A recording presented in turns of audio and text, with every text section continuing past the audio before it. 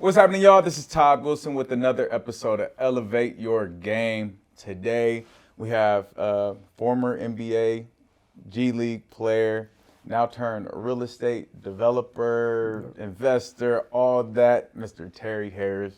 Todd, Welcome to the show, man. appreciate you having me. Man, thanks for coming out, man. It's course. dope. You appreciated the studio, the hoop. Yeah. Absolutely, man. We always start the show off with the wall of hoop movies. Your favorite hoop movie of all time. And if it's not up there, let me know, because we need to get it up there, and why. So on the wall, you got the Six Man. Six Man like was one of my favorite, Marlon Wayans, and that was one of my favorites. And then the one that's not on the wall is Like Mike. I'm sleep. Like Mike. I'm sleep. Like Mike needs to be up there. I don't know why it's not up there. Why is Like Mike one of your favorites? As a kid, Like Mike was so relatable for like a kid feeling like you can be in the NBA right now. Yeah. So like when Calvin Cambridge had to put on the jersey, put on the sneakers, and was put on the sneakers and to go hoop and play in the NBA, and like just the funniness of it. It was so relatable.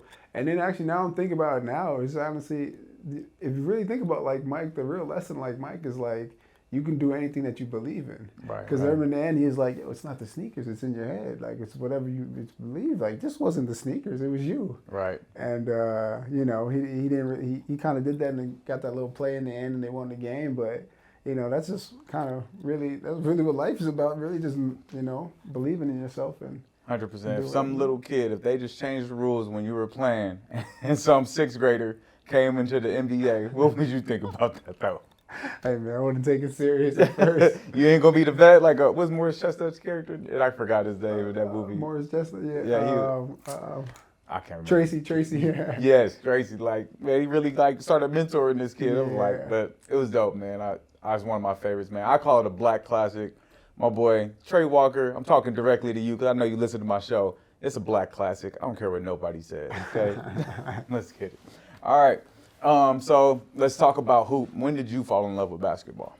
Man, it was all my whole life. I can't even remember because growing up, I had older siblings who played, and my whole family played basketball. So my dad introduced us to the game, and I guess when I was a baby, I had a sibling. I guess my oldest sister started playing, and she's 9 years old, and she was hooping right when that's all I saw growing up. And so you were born with literally a ball in your crib. Legit, exactly. Man, that's crazy. So last week we had Aaron Holiday, who's also from a hoop family, and he said 2 or 3 is when he figured out he fell in love with basketball. But man, I was like, that's the youngest I ever heard. But man, you were literally born with it, and that's all you know. Do you think that was you were like destined to hoop? Like, did you feel like you had other options growing up? I didn't want any other options, I really didn't. It was just like, it was just part of every day. Like, so like when I come home, throw the bag down, go outside, play basketball with the family. Like, it was just like, and then, we sit at the dinner table, we talk about basketball. It was like, there was one time where there was a camp and I just decided to do like a football session for a week. And I did it. And, all my brothers, they got their backpacks on going to basketball. They got the basketballs on them. And I'm just like, man, I don't want to do this, I don't want to do this. And I was just like, man, forget that. Like, it was just the culture and the love beyond it and this brotherhood. I was just like, man, this is what I want to do, Man, that's awesome. So similar story. I tried football my senior year in high school, probably the worst time to try it. I went out for practice one day. For me, I was like, man, I don't ever want to get hit, get injured, and not be able to hoop. Man, I went out there one day, man, barely got tapped. Man, I literally took my pads off, my helmet off, and walked off. I was like, nah, I'm not doing this. Like, I'm not. So very similar, man. My love for the game, like, I should have probably ran track. I was really fast, and it's like, I just want to hoop, though. And so that's it. No, I know that feeling. So growing up, competing, so you said your sister's 9 years older than you, and then you have a younger sister as well, right? She's the youngest. And so what was the competition like on the court? Like, were you playing against your older sister? That even with that age difference growing up and everything? So I got my older sister, Tasia, then I got my older brother, Tobias, and then my other older brother, Tyler, and then I have an oldest brother, TJ. So like, at the time, like, we was all competing against each other all the time. It was all like playing 2-on-2, 1-on-1. Everyone was competing against each other really hard. Front yard. I know everybody Right. gets a little in the front yard basketball battles going on, and we would do that, compete hard. Just like family, Man. that family. That's crazy. Love So it, did your yeah. dad play at a high level? Where do you He play? played at Duquesne, Okay, played at Duquesne. Nice. Murray Okay. State too. Yeah, Nice. And then your mom's? she didn't play now. No hoop. Okay, yeah. And so I guess your pops kind of introduced it to you guys from his love and passion for it, and then brought it in. Did your siblings ever play any other sports? Nah, I think like everyone like dibbled and dabbled on another sport, and everyone was just like we just veered back to basketball. That's always hoop. Yeah. No, I always think that's interesting, just how it's, because I have a little son, and I talk about this often. It's like, man, I want him to hoop. Like, and my wife's like, what if he wants to play the piano? What if he wants to? Because my wife is a non-hooper. She's a gamer. She's like in the anime, creative, all that kind of stuff. And so, I'm like, I don't think he has a choice. Not like I'm forcing it on him, but I'm around hoop all day. He's gonna want to hoop. And so, very interesting, just how you grew up. It's like that's all you knew. And For so, sure. hey, I'm kind of gonna keep it like that for my son. That's all he's Yeah. gonna know. So, Exactly. now you grew up in where'd you grow up? New York, Long Island. Long Island. Okay, so New York. So, New York basketball. So, is that the mecca of basketball? I would say so. Nah, still LA. We ain't gonna do this. But so growing up, New York, what is the grassroots basketball scene like from grade school to middle school? What is it like? Grade school to middle school for me, it was kind of like getting introduced to AAU. Even now, like I know, like a lot of people. For me, I got introduced in middle school, AAU basketball, but a lot of at a young age, what we would do is a lot of times like play in tournaments like at Rucker Park. Those outdoor tournaments in like Brooklyn, in the city, and it's like tough basketball where like you're battling, you fall on the ground, getting scraped up.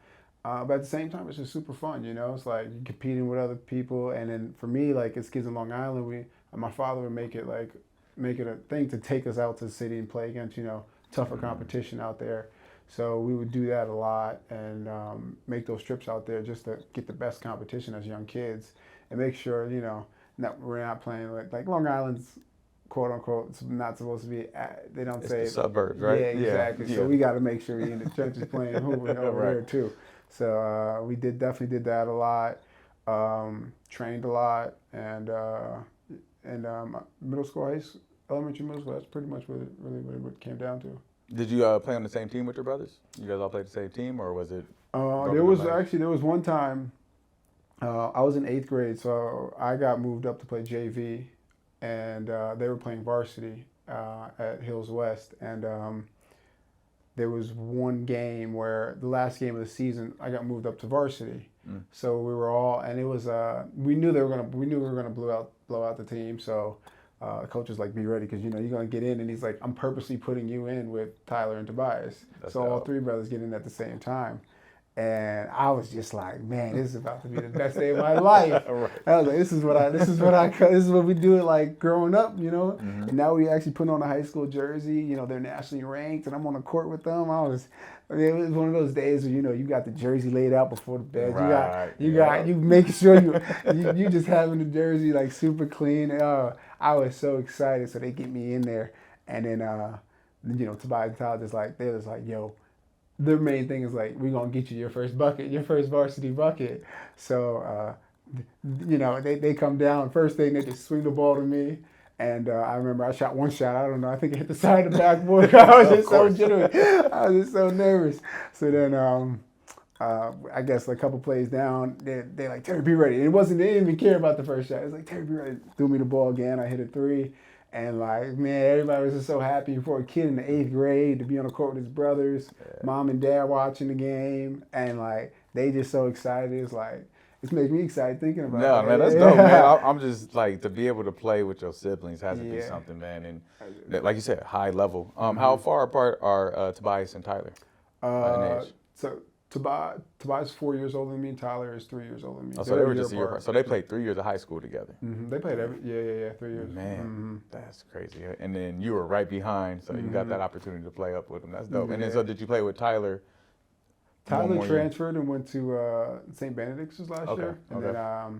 then I just stayed at the school in Long Island, Hills West. Gotcha. Okay, so that's where you played all 4 years of high school. Mm-hmm. Okay, and then what was your high school journey like for you? Coming behind, a brother who eventually gets to the NBA. Mm-hmm.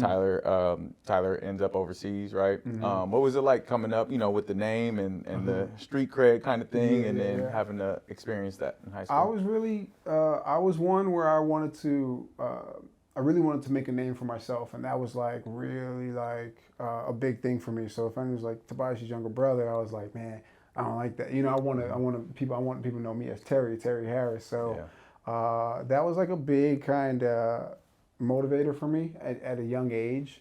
High school was good. I was able to play at a high level. I was able to play against a lot of tough players in New York.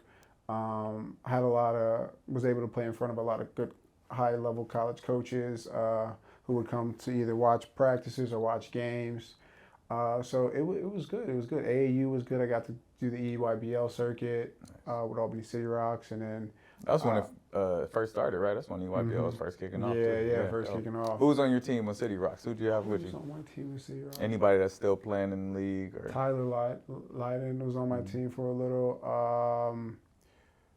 Man, I feel like AAU guys come and go on Yeah, teams no, all the yeah, time. for real, they jump for Yeah, sure. yeah. But do you remember were there any games that really stuck out as far as just a memorable moment in EYBL?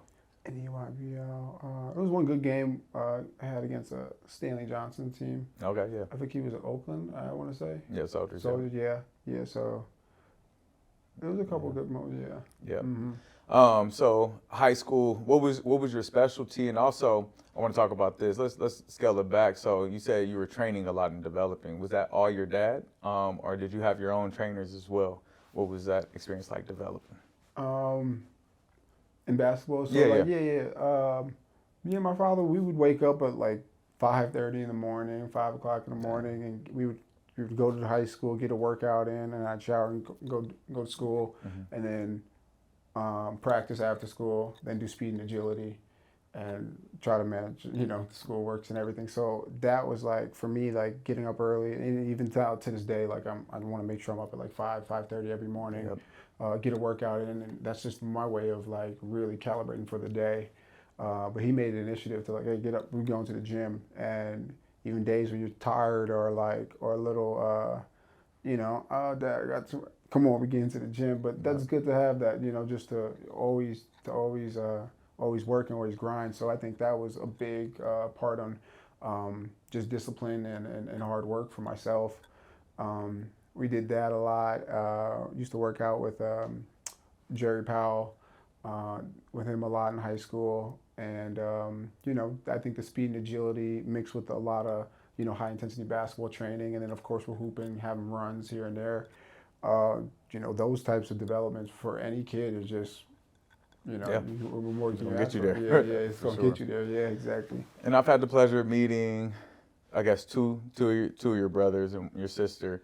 You guys are all very just high character individuals. Mm-hmm. What did your parents instill in you? You talked about some hard work, discipline. What are other things like the most memorable lessons that your parents taught you young that raised up some high character kids? Mm-hmm. I think it was like, treat people how you want to be treated. Show respect to people. You don't know what they're going through in life. And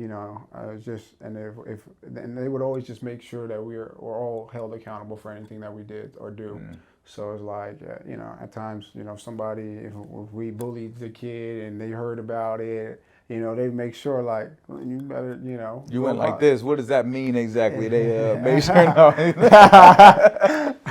I don't know if I can say that on the camera. Handle consequences. You got consequences for your actions. Exactly. No, that's dope, man. That's good. I think it's good to hear for parents to hear, the accountability piece. Mm-hmm. Did they ever take basketball away as a consequence? I think they made basketball the consequence sometimes. Oh, so wow. like, That's so interesting. somebody like, I remember I was supposed to go to like a party or whatever, and there was just like, I guess it was like an end of the year thing or whatever, and I really wanted to go, and they're like, my father was like, Terry, he's like, all right, let's go, get in the car, and he just takes me to the gym. But and like but sometimes the consequences in the family were like if we did anything wrong, were like extra sprints or like just a harder workout where like going to exhaustion. If I Mm, talk back on the court, it wasn't okay. Finish your shot. It was no, get on the line. You yeah. talk back, push ups, and sometimes even if my father was the coach, at sometimes it was if I messed up. The whole team's on the line. So now it's not just me Whoa. being accountable, but now I'm holding other people accountable for my mistakes. Hmm. So now you want to, when other people are accountable for your mistakes, you take it even more on yourself to I can't mess up the same way. So I think like on the court, that was really the main way of Yeah. really of dealing with any consequences in life. Yeah. Did that make you like not want to play basketball at all sometimes because of it? Like, did you resent them or resent? I'm saying that. Did you resent basketball because of the consequences you had to face? I'm gonna say this. I think everyone in my family at one point or another said, "I'm done playing." There you go. Okay. Yeah. Yeah. But it was like just like not even maybe a couple hours later. Get in the car. Let's go. We're going Back to the at it. gym. Back at it. No, I think it's so interesting. I think a parent, especially, or I'm gonna just say a dad, because I think that's what's most in our basketball world. A dad who has experience playing basketball is so important to teaching you about life with basketball. And hey, he just pushed you, made you guys work hard, and all you guys turned out to be college players, right, and pro, and just high character individuals. And so it's always good to hear what they did to do that, to get you guys to that level where you have extremes, right? You got the LeVar Ball extreme of whatever he did. The kids worked out though; they was in the gym, they was working. I think that's the common factor that people don't look at is how much Exactly. work you guys are putting in, but also his outspokenness and his way of doing things, speaking things into existence that may not be, and all that, and kind of his extrovertedness is what I want to call it. Then you have the calm dad where you don't hear much about, but they still working when they get to the gym. Sure. They are, they're holding you accountable and making you do basketball workouts for consequence. Now, Avery, when I get home, you doing a basketball workout if you get in trouble. That's my daughter, so let's just get it done. I like that. All right, so working through high school, you had recruitment coming, playing at a high level, being able to play EYBL. Where'd you end up going to college?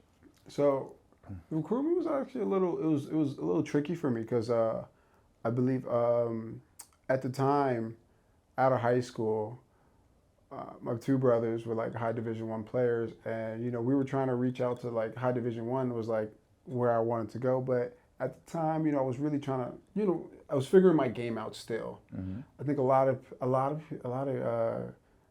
we think like what we see in high school is like is the kid's game, and like Yeah. this is who the kid is, but kids can still develop, and I was figuring out a lot still. So at the time, I wasn't, and I could say I wasn't really distinctly like a high Division I player at that time. So recruitment, like like high Division I schools were interested, so like we're like taking visits, and then it just fits weren't right, and it honestly led me to have to go to a low D1 school. I went to Houston Baptist University, a low Division I school, and my thing was, and my whole family thing was, look, develop here, go show that you can kill here, and do what you got to do for a year or two, and we're going to get you to, we'll transfer Yep. to a higher school, and to really, or it's either that or go prep. And I didn't want to do prep. I didn't want to do prep. So, so I went there, and I took a visit there. I liked the school, looked cool and everything. So I was like, I'm going to take this route.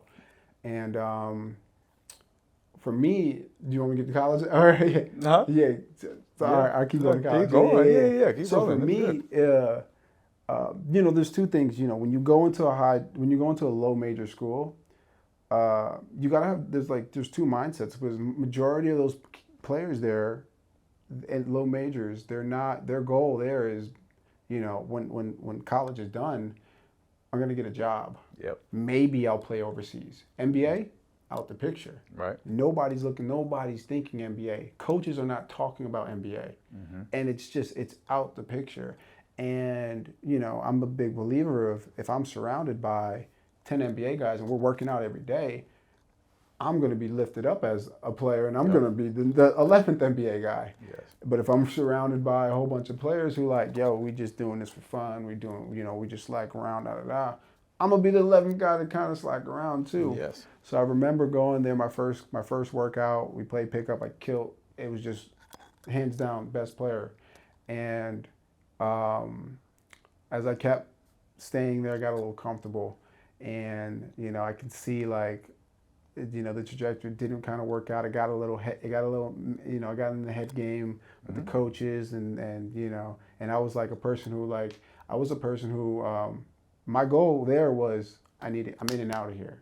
It's not, I'm a high Division I player. I really shouldn't be here. Yeah. That was really what I thought.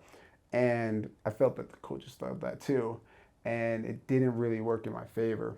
But they try to hinder you kind of showcasing your skills so you don't leave type of thing, or it was more of this is about the team, not about you. Got it. So yeah, and I can see it. You want to win. I can see it. So I have no. Yeah. I don't nothing. It's a team game at the end of the day. It's a team game at the end of the day. Exactly. Yeah. So I play the first year there. I don't do as well as I expect myself to do, and then I do another year. I sit out a little bit.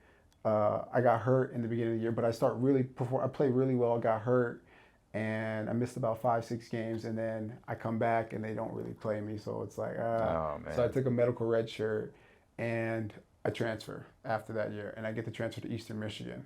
Got it. And when I go to Eastern Michigan, it's a good mid major. It's in the MAC. Teams like University of Buffalo, Ohio, University of Akron, and it was like a breath of fresh air for me because it was just like there's guys on this team who are looking for like on the draft boards. The coaches are talking guys are talking NBA. Guys know they're going to play professional after, and it was like I was like, man, this is the environment you really want to be in. So like as much as we look at schools and look at look at fits and all that. I think one of the main things that's important is your goals aligned with the environment that you're going to be around. So like if your goal is the NBA and NBA is your goal, is everybody else going to be talking about that? Or is everyone going to be like pushing you for that? Or if your weight room workout's going to be catered to that? Or your education going to be catered to that? Yeah. Is your nutrition going to be catered to that? Is your mental mindset going to be catered to that? Like that's all so important. Yeah. And I even have another I saw that hitting the professional level as well. But I go to Eastern Michigan, and Eastern Michigan was like I said, it was breath of fresh air. I do 2 years there.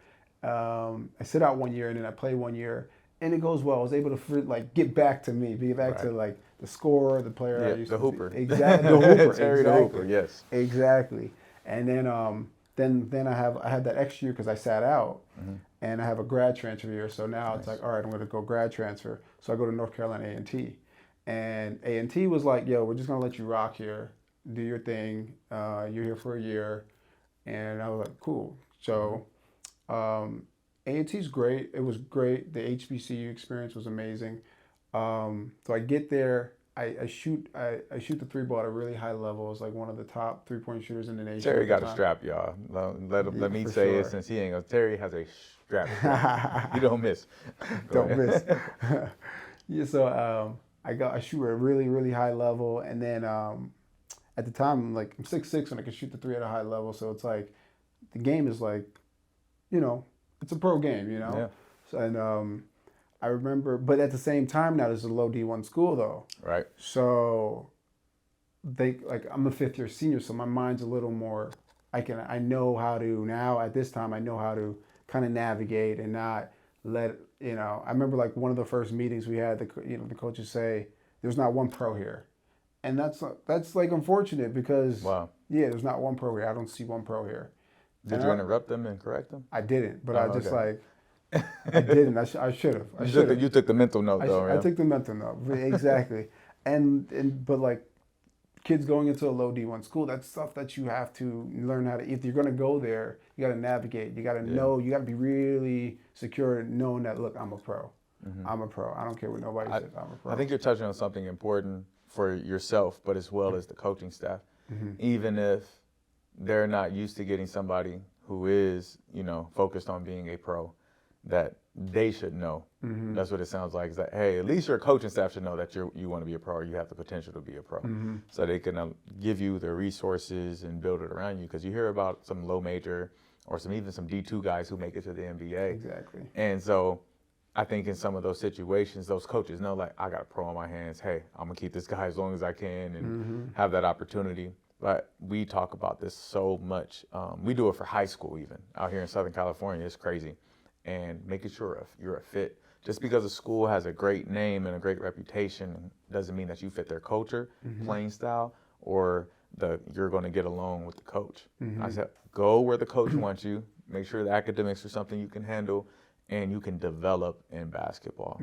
And speaking back to your first year at Houston, you had the mindset of, I'm about to I'm going to bust this up so I can get to the next level, when I know you know this now. And it's I guess a principle of success is I just got to go in and get better every day. You go in there with that mindset, regardless of where this takes you, you never know what can happen if you go in here focused on, I'm going to just get better every day. So thank you for sharing all that. I think that's awesome. And that's good for the kids to hear who are getting recruited and have low major opportunities. Make sure it's a low major opportunity that sees the potential in Exactly. you. Exactly. So finishing up at North Carolina A&T, good experience. Right. And then great experience. But then, sometimes you go to the low majors and I didn't know what was next, You're just around the trajectory. I mean, I always knew like overseas was next, but I remember I signed with my agency, my father's agency, Unique Sports Management. And, I remember him talking to me. He was talking to me before pre-draft. He's like, Terry, you're about to do pre-draft. I'm going to get you set up. You're going to have a lot of teams you work out for. You need to get locked in. And I remember I came home right after my season, and it was like a real mental shift I had to make, because I didn't this was all like, whoa, like this is coming, like NBA teams now. I'm like, oh wow, like this is getting real now. So I go to LA, and it was so great for me to come out here and work out Chris Johnson, and start doing pre-draft with all the great college players who were playing. And then the pros would come in and out, and Chris would make sure our workouts were legit catered to going to NBA, how NBA draft workouts would be. Yes. And we did that for about, when I was like 6 weeks. You go for 6 to 8 weeks. Yeah. Before you go to work. I even got there a bit earlier. Oh, you're probably there earlier because NCAA. If you don't make the NCAA tournament, you might be here in March instead of April. So I got there earlier, and I remember. I mean, looking back, for me in college, my body fat was always at a good percentage. I would shoot 1,000 shots a day, so the shot was there. But the main thing that changed my game so much was just the mindset shift. Yes. And that was when I was working out with a whole bunch of pros. I got a pro trainer telling me every day, like, hey, nobody can shoot like you. Like, you got to show these teams that you can. And I'm hearing this every day. It's just like the mind shift just shifted, and then you just you walk as now I'm walking, not walking like a D1, just a Division I player, but I'm walking as a professional, like a pro. Yeah. And that was just so good for me as a player to remove environments, to come over here, work out with guys, pro level every day, and it was just game changer. Yeah. And my game was just a whole complete different game in about 6 to 10 weeks. Yeah. 6 to 10 weeks. And you get in crazy shape because the 2-a-days, the amount you were shooting 1,000 before. You may have probably shot the same amount of shots, but it was a lot of shooting, movement, spacing, all the little NBA nuances and those things. People don't understand that change that happens during that pre-draft period. Is that everybody's talented that's trying to get into the NBA, but if you don't have that mindset of you belong here, the confidence. Exactly. So you had an opportunity to work out for how many NBA teams? I believe it was 9. 9 teams. And any of those workouts stick out to you to this day that was like, dang, that was wild, I went through this? Yeah. I remember there was 2 workouts. So Brooklyn was a great workout for me. I felt I performed so well. I came so prepared. It was just like I remember I got to Brooklyn early, a day early. Me and my father and we got a gym. We got some shots up the day before, and workout just shot super well. And I just felt so good. I remember I called my brother up.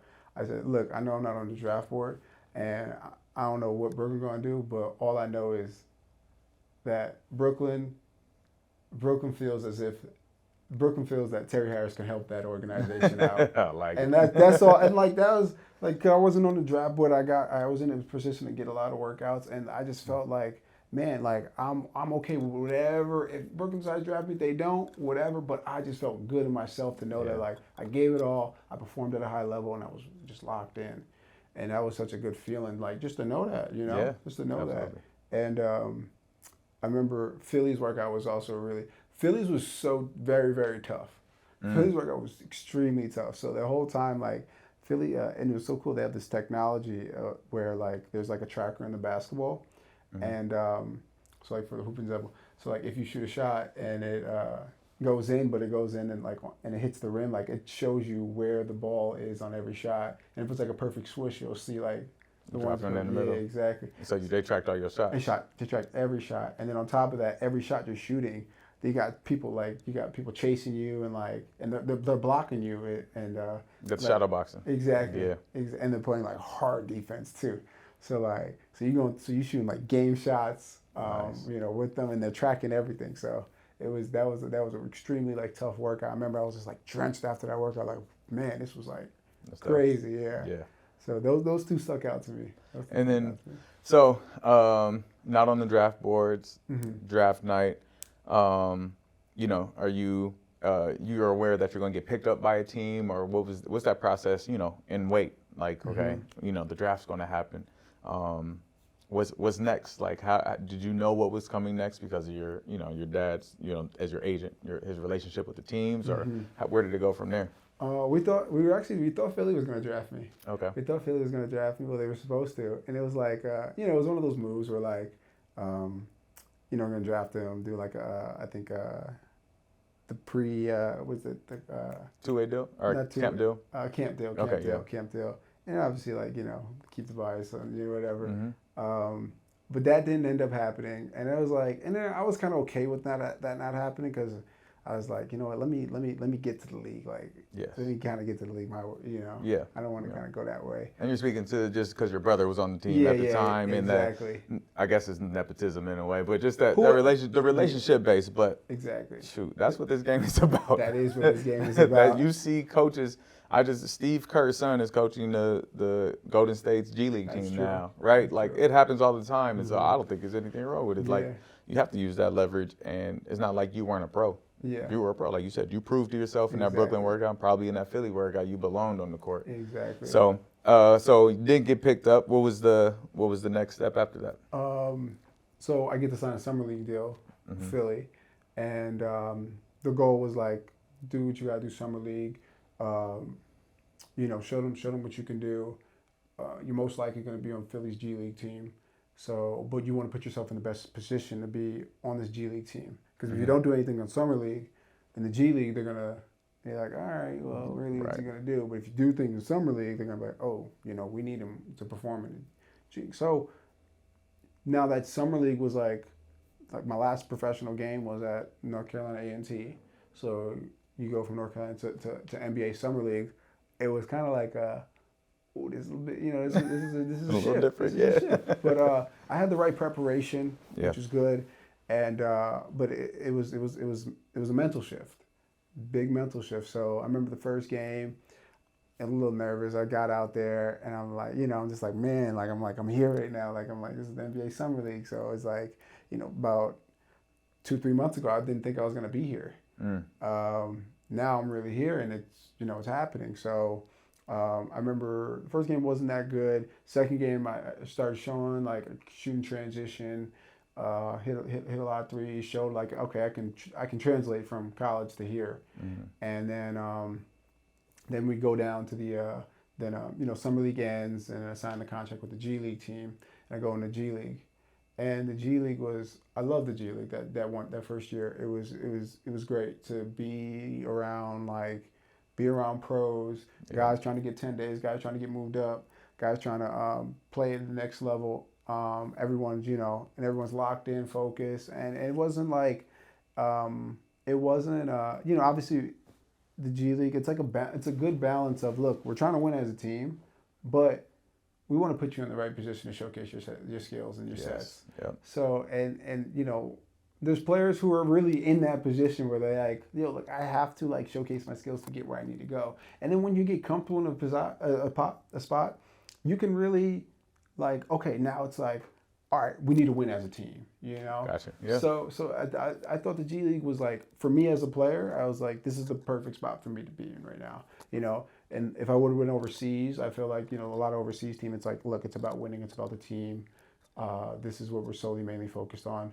But the G League was a good balance of both.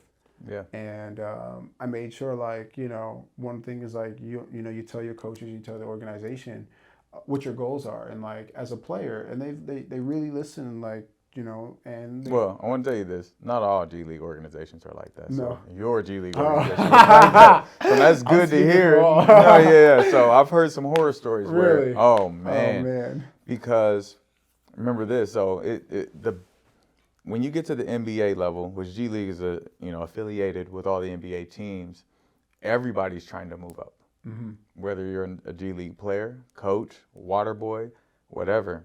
Mm-hmm. And so not all the time are the coaches invested into the players like that, even though they should be, because they have to know if they invest into the player and the players do well, then they'll do well, right? Exactly. But some people don't think like that. Some people have, they're about themselves. Yeah. So some coaches are like, yo, where's the dogs at? Where's the people who gonna give me buckets? And they just play them dudes. They don't try to develop each and every player on the team. So your experience was great, but not everybody runs like Philly was ran that, with your G League experience. Yeah. So that's good. That's a blessing that you had that experience for sure, and your teammates. You're blessed though, for sure. Cool. So how long? So G League 1 year. How many more years did you play in the G League? I just did 1 year in G League. COVID happened right after. Okay. COVID cut the G League season off. So, yeah, I remember my season ending there was about 20 more games left, but the season ended and then COVID happened. And then, but during the G League season, I was because the G League season, you get paid for 6 months. And then I was always wondering, how am I going to get paid for these next 6 months? Right. And, you have a good amount of free time. You got, get 2-3 workouts in a day. The rest of the day is kind of leisure time, especially when you're playing too. So I started just big readers when I picked up a real estate book and I was just I started reading it and I was man, maybe this will get me paid for the next 6 months out of the year. So I started dabbling in real estate, and I started when I was in Delaware, I would just tour houses with realtors just to start getting the feel of it. And then I remember I was touring houses in Delaware, and I think a good thing also is just making connections in general in life. I remember somebody a mentor was saying, make your connections while you have your jersey on. And it's so important to do it when you have the jersey on, because you have more leverage when you're making these connections. And when you're going to speak to high net worth individuals or big business owners, when you have the jersey on, it's not you're looking to give them a resume, but it's more of oh, you're interested in what we got. And also you're a big vital part of our community as well. There's no reason why we shouldn't connect. Why I shouldn't help you. And so I made sure when we were in Delaware, I was everybody was sitting on the court side, whatever, doing warm-ups, I'd shake hands, meet them, and then I would also ask them hey, look, I want to buy a property out here. What do you think? Is it a good investment? Is it? And I probably asked over 100 people. Whoa. 100 people. And you like a door knocker for sales. That's awesome, man. But it wasn't like, it was in a genuine way. Like, yeah, right. No. Hey, door knockers are genuine. They want that. Some are, but then somewhere you get a call at like 6 in the morning, like, hey, man, this ain't the right time. right. No, man, that is amazing that you use that networking and that ability because of the position. All your hard work got you to that spot, and it opened doors for you to be people who can afford courtside seats. You're able to speak to them and talk to them. And your G League salary wasn't that much. People who think that the G League salary is amazing. It actually went up a lot this past year, like literally this past year. When you were in the G League, what was your salary, if you don't mind sharing? $35K. $35,000. Yeah. So you make more at Enterprise Rent-A-Car than you do as a G League player. I want people to understand that. And so, like you said, what am I gonna do the rest of these 6 months? And instead of sitting on it, you figured it out and connected. So you had that connection with all those people buying real estate. What happens next? So I made a good friend in Delaware. We used to just go out to eat after games a lot. He was the chief inspector. He's like right below the mayor. So like, and he was like, all right, look, I would send him property. I was like, hey, how's this? I want to get this one. He goes, not the best area. And then he would always tell me. And then I remember when he would tell me, hey, that's a really good area if you can get something over there. And there was a property I saw for, I think it was $180,000 on the market. And I put it in, and the thing is, I never knew if I could afford a house because I had a $35,000 G League side. I was like, how? And I remember one of the realtors was telling me, he's like, okay, how are you going to buy this? You're going to buy it all cash? Because he's thinking I'm an NBA guy or whatever. You're going to buy it all cash? You're going to put 20% down? You're going to do 3% down? And I'm like, wait, what, 3% down? He's like, yeah. I was like, what do you mean by that? He's like, oh, you can put 3% down FHA. And he's like, you're allowed to do once every year. And but you could do the first home buyers every year? You can do it every year. No. Yeah. I did not know that. You do it every year. Okay, so learn something new. I think that's important information because the program's called First Time Home Buyers, and I'm thinking you could only do that once. You could do that every single year. Every year, yep. Every year, every 12 months. It's good to know, people. Yep. So he's like, yeah, I'll get you pre-approved. And I'm like, all right, cool. I'm like, what's whatever. So then you connect with the bank lender. The bank lender, they get me pre-approved. They do the credit check and everything. And also in college, I remember I got a credit card at Eastern Michigan Credit Union. So I started building my credit while I was in college. Nice. I think that's important for kids too, to just start building that credit while they're in college. It's like, why not, Yeah. So when you get out of college and you're in the real life now, okay, you got credit leverage. I want to talk a little detail about that because that doesn't mean just go get a credit card. It means get a credit card, put something, pay for gas on there, and pay it off when the total is due. Just pay it off right away. Pay it off right away, and don't think that credit, whatever limit you have, is your money. That's not your money. And on top of that, only spend what you have. Yes. And what you have is like what you have in your checking account. Yes, absolutely. Exactly. Yeah. So we go in and he tells me 3%. So then I'm like doing the numbers. I'm like, I only got to put together about $6,000 to buy this house at 180. I'm like, let's do it. Like that's a no-brainer. And for me, I at the time, I knew I would have like 18,000 saved up in the G League. And then I had probably another about 18,000 saved up in the G League. So put 3% down. And while I'm in escrow for the property, you have to do your inspections, and I do the inspection, and there's a lot of little things. It's a fixer-upper, so there's a lot of things. So we negotiated with the seller, like, hey, how about you credit us $17,000 or fix all these issues. So they're like, no, we'll credit you at $7,000, and then we met in the middle at $10,000.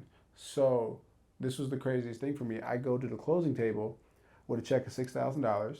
And I leave with a check of $10,000 and the keys. So you came up 4 Gs. I came up 4 Gs, and I bought this house, and I got the house, and I was able to buy it for $170,000. So now it's like, all right, cool. Like this is $10,000. I'm gonna use this to fix up the house.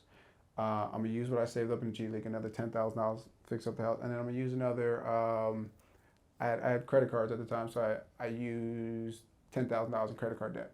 So about $30,000, $20,000 out of my own pocket, and so bought the house for $170,000.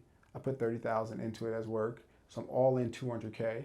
Mm-hmm. I owe the lender, let's say I owe the lender like 160 right now. Fix it up. A year later, I'm able to sell it for 320 grand. So it's like, I was like, man, I'm 1 foot in, 1 foot out in real estate right now, and I just almost 4x my G League salary. So I'm like, what can happen if I really take this thing to the? What can happen if I really? Right, And right. I'm thinking like, what can happen if I really? So that was like, that first house. Just bought it in Delaware, fixed it up, sold it. Was like, it was also another shift in me, like that. Oh, like I can make money, doing things that I'm actively doing. Kind of doing, Mm-hmm. not just getting paid by somebody else, by being my own entrepreneur. So when I got a taste of that, I was like, oh, this is this can affect me in different ways. So um, that happened, and then I go out to LA. Like now COVID hits. I did this all through COVID. Mm-hmm. COVID hits, so I go to LA and I'm doing my basketball training in Los Angeles, and I'm like, look, I'm not making money right now, and basketball's, I don't know what's happening. I don't know if I'm ever gonna play again. Right. I don't know. So Right. I'm just training, and I'm spending a lot to live in LA and to train. I was like, I got to do what just made me a lot of good money. So I buy another house. I found Joshua Tree. LA's super expensive, and I just bought a $180,000 house. And now I want to buy like LA. You're looking at like 600 plus, Easy. Yeah. easy. So That's I'm for a like, 1 bedroom right now. Shoot. exactly right. 600 be lucky. Right. So then I see Joshua Tree, and I see houses out there for like 300, 400,000 ish. So I buy a house in Joshua Tree for $230,000, and it was a year later. So I put another 3% down, and I put a good amount of money. I put about $65,000 into this house to really renovate it, make it an Airbnb, and the house at the time, it's my note on the property is $1,600 a month, and the property's bringing in $6,000 a month in Dang. Airbnb Off income. Airbnb. Of Airbnb. So I'm like, ooh, this is like a couple of these, would be really nice. Right. Really That's nice. once again off that one house. You're bringing in more than your G League salary in a month, in a month. or in a few months, I guess. That's Yeah. amazing. So, Yeah. where is basketball in the midst of all this In the real midst of estate? this? Yeah. So like I was training. I was training, and then there was days where I would train and just get in the car and just shoot out to Joshua Tree, and I would do that 2 to 3 times a week. Just make that 2-hour drive, and at the time also, like, I was training, and I set up a wholesaling business, which was wholesaling real estate. Was like making cold calls, finding people who wanted to sell their properties off market, and trying to either me buy the property or find somebody else to buy the property for a higher price, and that would make me money. And that was like, for me, that was like my active income. That was a way for me to make money. So I would go in the morning at like 8 o'clock, 8 a.m. to work out, and then let's say the workout ended at 9:30. I had another workout at about 2 or 3, and all my workouts were in the valley. So I wasn't about to drive, leaving the valley. Driving in LA is a Right. hassle. Yes. So I remember I would go to Whole Foods, and my goal every day was, to cold call 100 people every day. So I'd take 3 highlighters, and I would finish my workout, and I would, make call. Hi, this is Terry. I was calling to see if you're willing to sell your property. And this is after my workout. Go 100. Wow. So it would take like an hour. This is when we were working at Athletic Games. Yes, yeah. I didn't Yeah. know you was doing all that. I was doing all that. I took a big folder, I got the highlighter, and then, do what I got to do for 2 hours, shoot back to the workout, go work out. That's the grind. You were cold. You were cold. But this was before I sold the house, though, my first house in Delaware. So I didn't really have too much money. I didn't have that much money at the time. So, and then getting a job just wasn't a thing for me. So I was like, I stumbled on wholesaling, and I knew I wanted to get into real estate. And wholesaling was like, what I was seeing on the internet was, you can make money wholesaling. You don't need any money to do it. You don't need credit. And I was like, all right, I know I want to stay in this real estate game. Let me do this. And I did it for like 2-3 months, and I was able to get my first deal. My first deal was about $6,000, and I called somebody. They wanted to sell their property. I met them. They wanted to sell it to me for $545,000. This was right in the valley in Winnetka. I remember this to this day, and I knew I knew an investor who was buying a lot of property in Winnetka just from cold calling and finding it out. And he basically said, look, I'll buy it for 551. And then I was like, all right, cool. And I had they wanted to sell it for 545.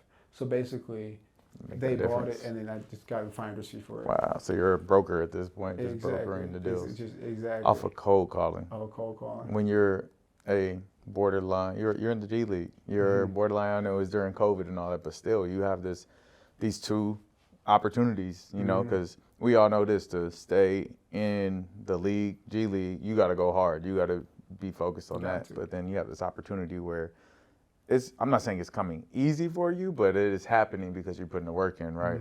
And so choosing between the two. So what helped you make that decision? You know, during this time, what else happened? So I think like, you know, the G League season didn't really, they like did the bubble, but I didn't get picked up for that. And, you know, I would get offers here and there overseas, and they just weren't like financially, it didn't kind of make sense. And then I had about 3 or 4 projects going on, and I had 3 to 4 projects going on. What made that decision? I think things in real estate were it was aligning. It just felt right. It was aligning the right way.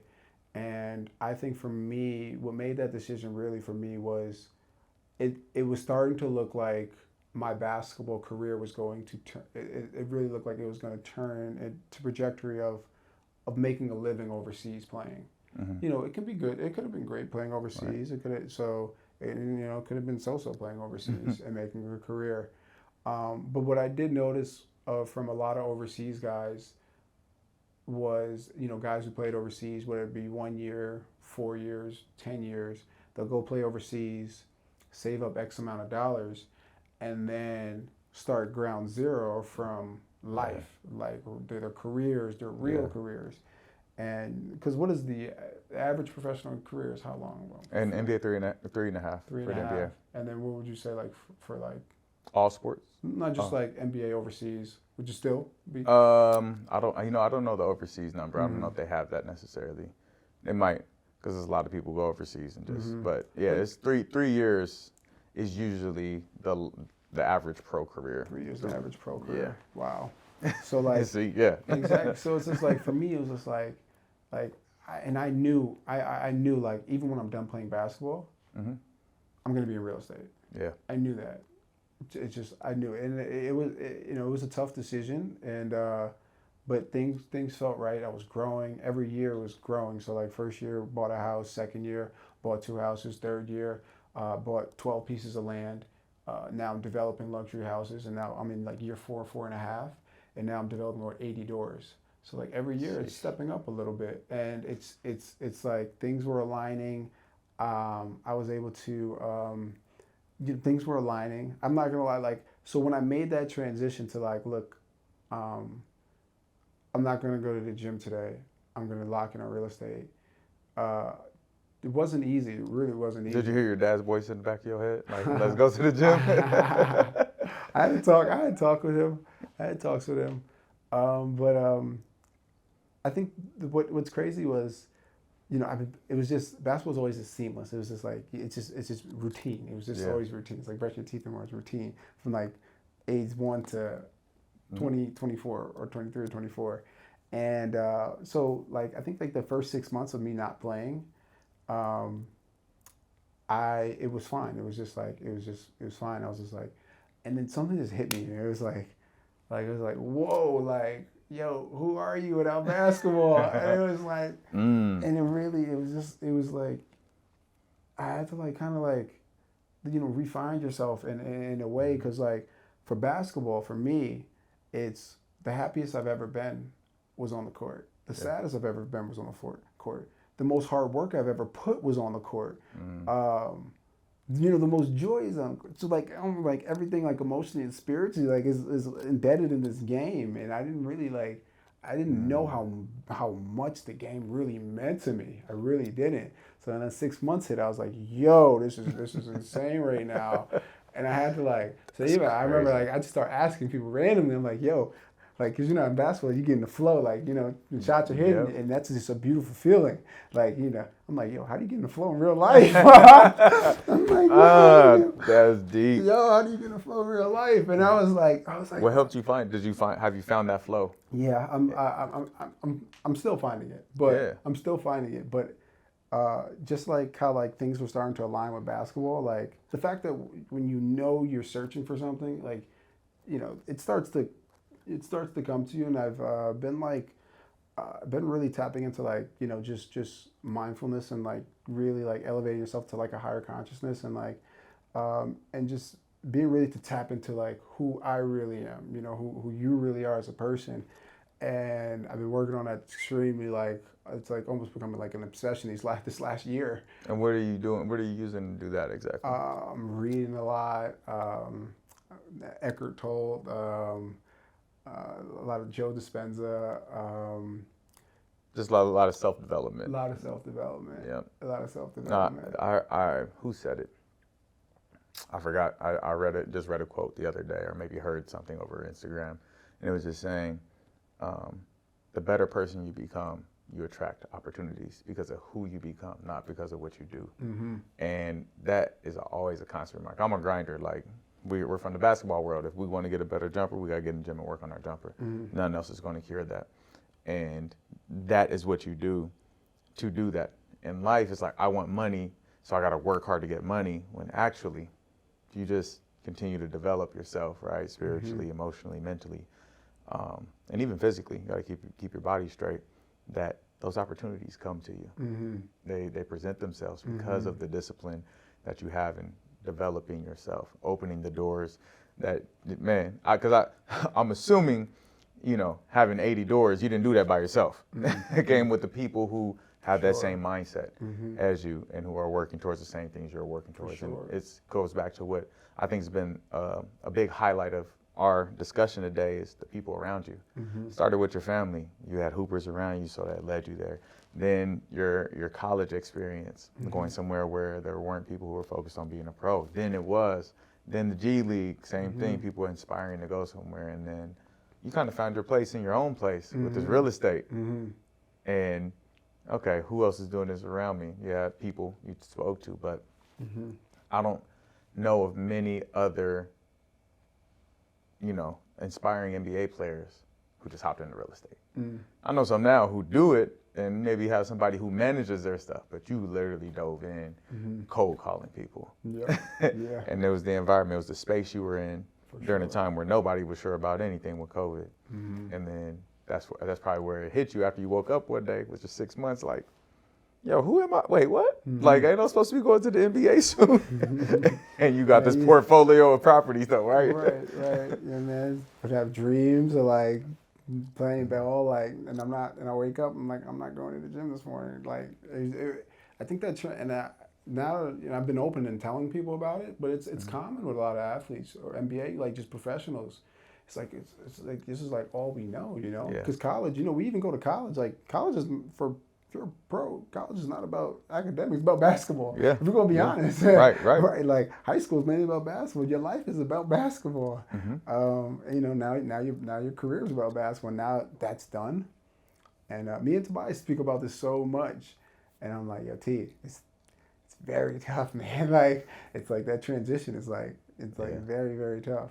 I was like, he's like, no, I get it. I'm like, yeah, man. I was just like, because it's interesting, because even him, who's playing and probably, at his peak right now, he's going to have to go through this. And it's like, okay, now little brother's going to give you some advice on how you transition out of this, because money doesn't change that transition. No. Money doesn't change that transition. Is, yo, who are you without playing this game? And what do you want to do with the rest of your life, having the resources that you have and all those little things. Yeah. And so that's amazing and it's inspiring. And it's the thing that we always tell kids that, hey, we have no problem with your dreams of going to the NBA. Because look where it landed you.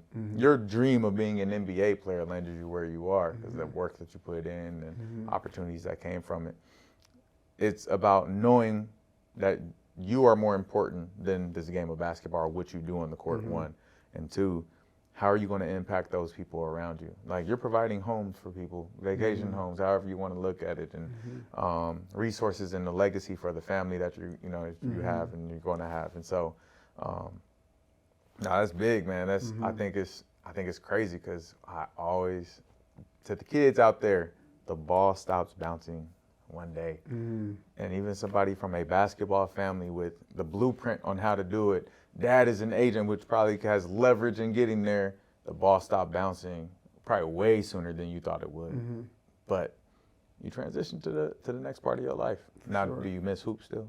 Of course. Okay. Like, I'd be a liar to say, "Oh, no, I'm good." Everything. Do you still hoop at all? No. To be honest, it's one of those things where it's like I'll step on the court and I'll be like, it's so much. It's just so much emotion. It's like even I go to games, it's just like I'm just like so emotionally attached. And I remember I was sitting down with my father. It was a meeting, and because he was in like the same position, but he finished his career after college, and I never spoke to him about the transition. But we were just in a meeting, and he was talking to the guy, and he's like, yeah, I had to divorce the game for a little bit. And I was like, what do you mean by that? Well, he's saying like, you have to, divorce the game just to like kind of, and I didn't go in depth with him, but I was like, I see myself doing that naturally in a sense, but just to like be able to really learn, who am I outside of basketball? Like, let me just divorce the game for a little bit. And so I hate that word, but I love the concept. Yeah. Oh, I see. Okay. Yeah. No divorces over here, but no, I get it. Yeah. I get it. Separate. We'll say separate from the gang. So separate from a little bit. And so I don't go hoop. And then another thing is like, I'm somebody who's always like, there's some hoopers who they just get it. Take months off. Yeah. I'm good. I'm not that type of. I'm the hooper where like I need to get in a good amount of shots. I have to be in my routine. I got to do this. I got to all right. Then I can play at a high level. So if I go to the court now and then this guy Joe Schmo starts busting my ass, I'm gonna be like, man, I don't know how I'm gonna do this. Yes. Absolutely. Listen, we have an adult league on Tuesday night. Come through. We'd love to have you. We all old and trying to figure it out and get our feel back for the game. It never happens, but we try every week. So come hoop with us. Oh, man. No, man, your journey is awesome, man. It's even like I've seen it. Like I've been here and we talked through it. And I remember when he first, he gave me the real estate book. And I'm like, man, I need to, that's dope. It's crazy because it's even deeper than what you think. Just that transition. And for somebody who loves hoop, like I can't see myself without hoop. But I think what's also helped me out is like kind of like figuring out what the big purpose is, And when I'm really able to like, and like what a lot of the books I'm reading is like to just like sometimes like to sit still and like to really like understand like what you're trying to achieve, and what you're trying to achieve through what you're doing. And I see now like with real estate, I'm able to like to add creativeness to real estate, to be a young person who's doing it as well. And like to now I'm being able to build communities. So like my newest project is like a 42 unit in LA, but it's going to be a community building. So it's like it'll have amenities, and it won't be like one of these cookie cutter apartment buildings too. It's going to have like some style, some sense to it, some soul to it. And I feel like me being able to align in that and to see myself grow in that trajectory is kind of like, it's what keeps me moving and keeps me wanting to move at a high level. So that's something that's like really helped me out. So finding that purpose in something, Yeah, I think it's cool. It's like you get to take the Harris name, which is closely related to basketball, and now you're connected to building communities, right? Somewhere where you never thought, and you found this passion for something. But you have to have passion to cold call and find some wholesale and stuff. Like you got to have some type of love or passion for something and do it do it for time. And man, it's amazing what you're doing, man. And hoop will always be there for you. You know what I mean? Like you can always go back to it. That's your first love, and that's the dopest thing about hoop is that we can be, we can always go back to it no matter how old we are and all that kind of stuff, and remember why we did the things we did and doing the things we're doing. For sure. Dang, that's dope. All right, so the next segment of our show we like to call My Rushmore. Okay, your top 4 of all time. And so the topic that was chosen What is topic? I haven't thought. top 4 greatest of all time. We're not talking sport. We're not talking anything specific. Your top 4 greatest people to walk this earth, which is crazy. That's not easy. It's not easy. I didn't get time. Oh man, who am I gonna put up there? You need time? I could go first. Yeah, you go first. I go first. I think I got 2 at least. One is Jesus Christ, just for me, just my spiritual beliefs, my belief in him being the Savior, the things that he did when he walked earth and how he walked the earth. He loved God, loved people. He kept it simple. It was when people needed something, he provided it. That was it. He was there to serve, and he wasn't on his high horse, even though he had the power to do it. I think us as people can learn so much from the life of Jesus. Like, I understand not everybody's going to believe in the Bible and Christianity and all that. Just look at the life of Jesus and see how to treat one another. I think it's so simple, and I try to live my life like that as much as possible. Sure. I'm mean sometimes, but hey, I'll try. My second would have to probably be Muhammad Ali, to live a life of purpose. Once again, he sacrificed himself for bigger things during the time of civil unrest in those days, and he has a little. It seems like he's prideful, but man, it was a confidence that I think Black people needed to see in the time that he lived. That, hey, I'm the greatest. I could do all these things, and also, not fight for a couple years because he didn't want to go serve, and his message that he sent over and over. I think he's one of the greats as well. Oh, man, this is tough. This is kind of tough. I'm trying to think of who else. Man, I'm gonna have to say my mama for me in my life. Once again, somebody who's selfless. I love selfless people. I think that is our purpose if we give ourselves. And so what she's done with just humans her whole life, she takes them in, she loves them. She kind of mean too sometimes, but it's all in love, and she's trying to push you to be the best version of yourself. And she continues to just take people in and love them. Her heart is gold, and she needs to retire and sit her butt down. She won't listen to me. And so, bless my mom for that. Ooh. I'm trying to do people I kind of know, because I think they have a big impact. I'm gonna come back to my last one. You start, yeah, because this is a tough one. Yeah, that's a tough.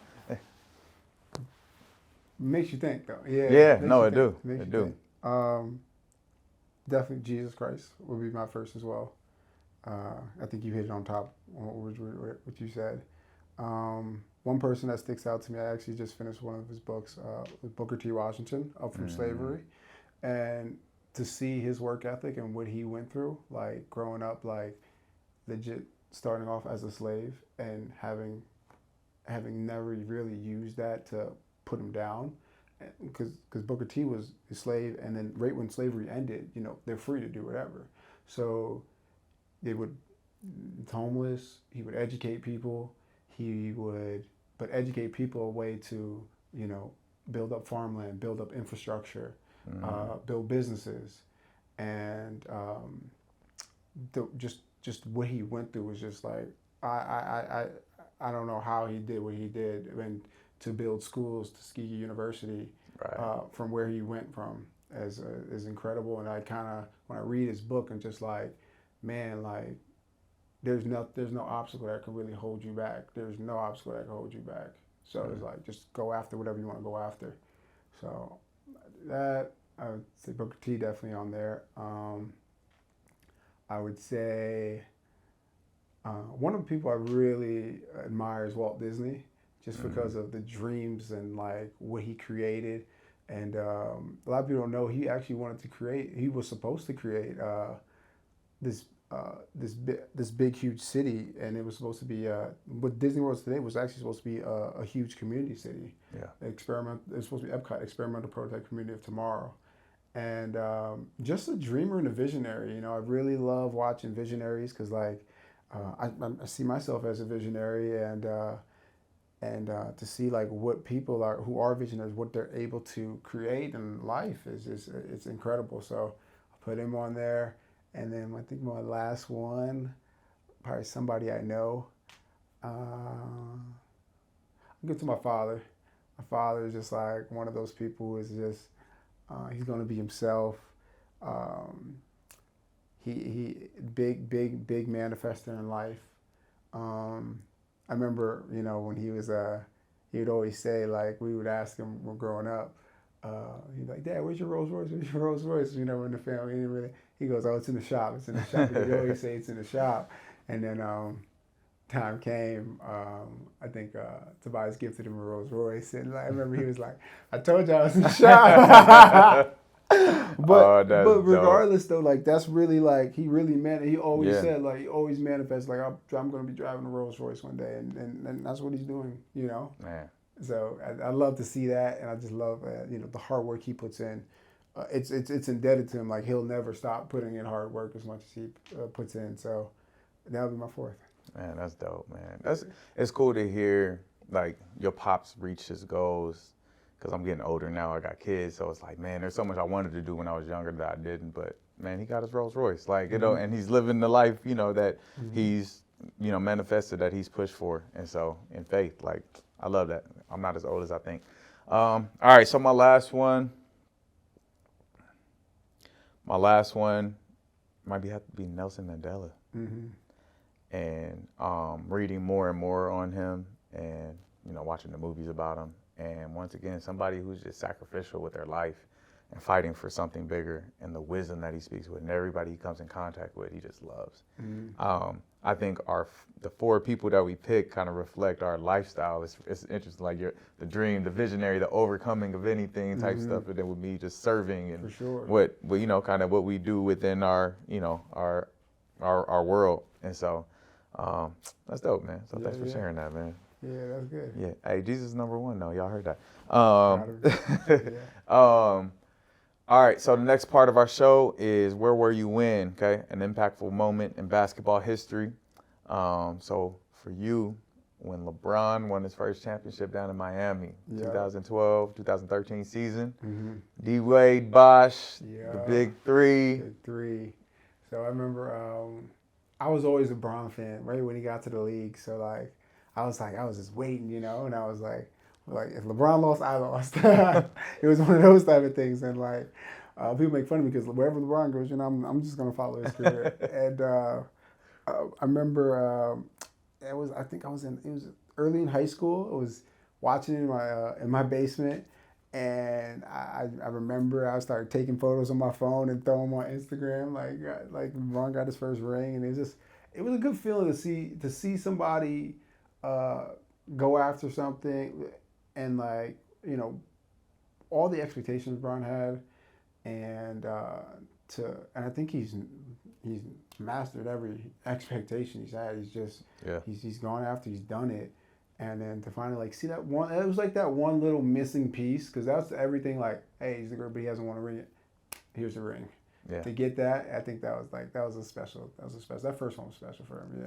Yeah. For the viewers, it was special. I know his 100%. One is probably the one in Cleveland. Probably is going to be his most special. Right. But for the viewers to see it, it's like, all right, we got it. Yeah. It might be that first one, because I remember just him talking about coming back to that environment. He had to go to Miami to understand what a winning organization does, and took that back to Cleveland. And then I think it's something he's carried to LA, and just him growing, right? He was already hooping. He was the best player in the league since his third year in the league, in my eyes.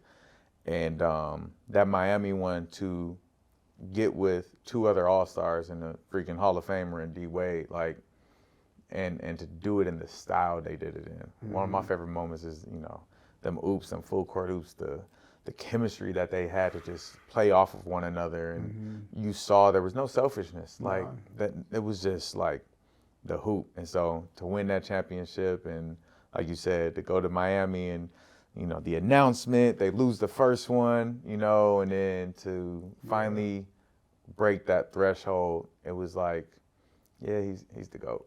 That's when I became a believer. Like, okay, he's the GOAT. Like, now Michael Jordan's the best player ever, but LeBron's my GOAT, if that makes any sense at all. Mm-hmm. So it's yeah, and it's dope because I've had the opportunity to work with them and train them and to see all that, and the championship pedigree, it follows you. They walk different.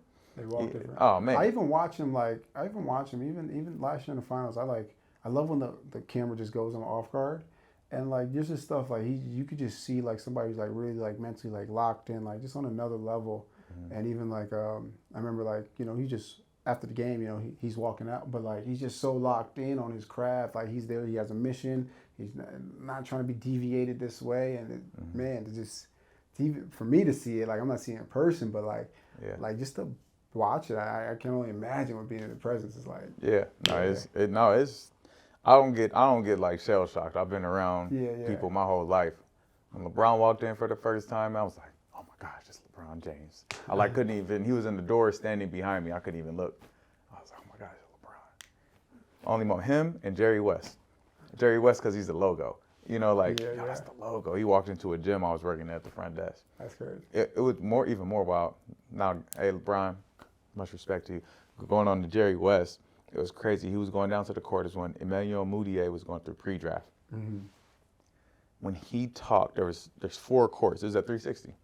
And so there's, the 4 courts. There was like members in there playing, training going down here. When Jerry West talked, everybody just stopped. Nobody even said hold ball or nothing like that.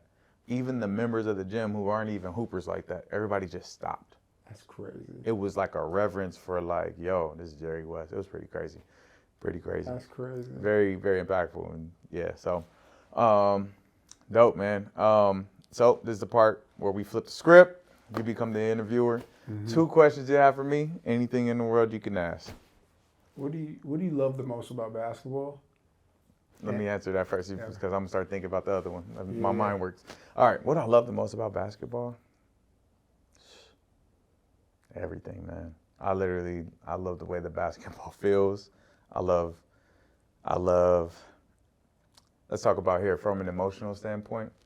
The freedom to be myself. I always feel like in this world, right, we have responsibilities, right? So things I'm thinking, things that I want to say, things that I want to do, I can't always do because I work with the youth, one. I'm a believer in Christ, so the flesh in me that wants to do stuff, I have to make sure that it doesn't take control and I always have my spiritual man on.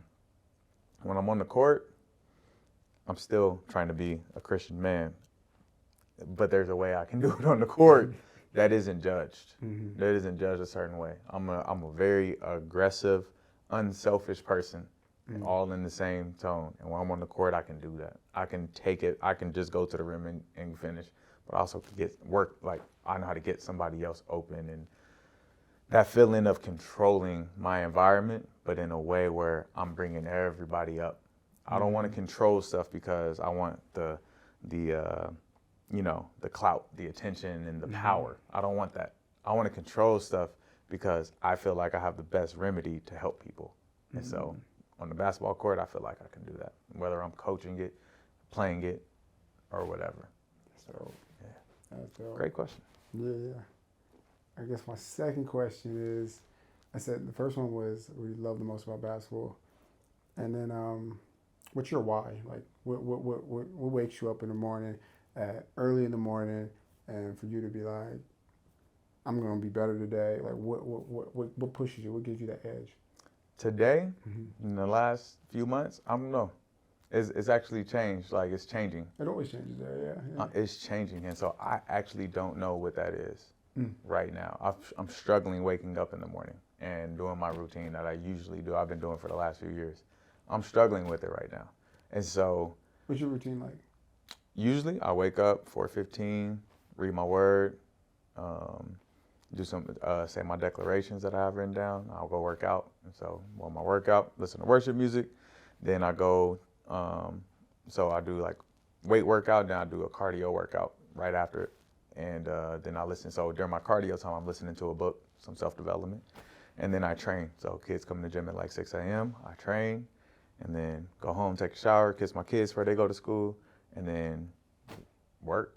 And so I try to get all that me stuff done before my family wakes up because I want my time to be given to them throughout the day. But that's usually my thing, but I haven't been getting to it. And so, yeah, I'm trying to figure out my why right now because life is shifting. You know, I got 2 babies. I got a 4-year-old and a 2-year-old who are constantly changing.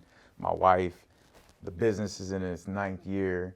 This podcast is going. I love what I'm doing here. So it's like, yeah, what am I doing and why am I doing it? I know I got to take care of my family. That's one. And so that's always there. And I know I just want to help people. And so those 2 things create the task of my day. I don't know if they're my why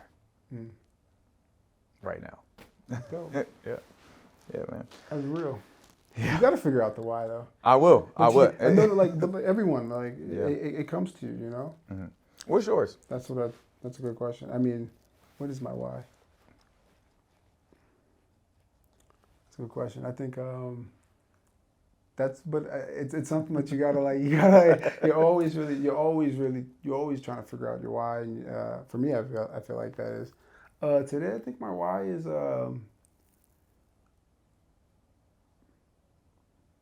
I was reading this book actually, The Creative Act, and they were saying purpose, and they were it was like an excerpt about purpose, and they were saying like the purpose of the why is like it's never truly defined, but it's something that it's something that you should go after, but it's if you're constantly kind of going after your purpose, it kind of almost ruins the point of the purpose.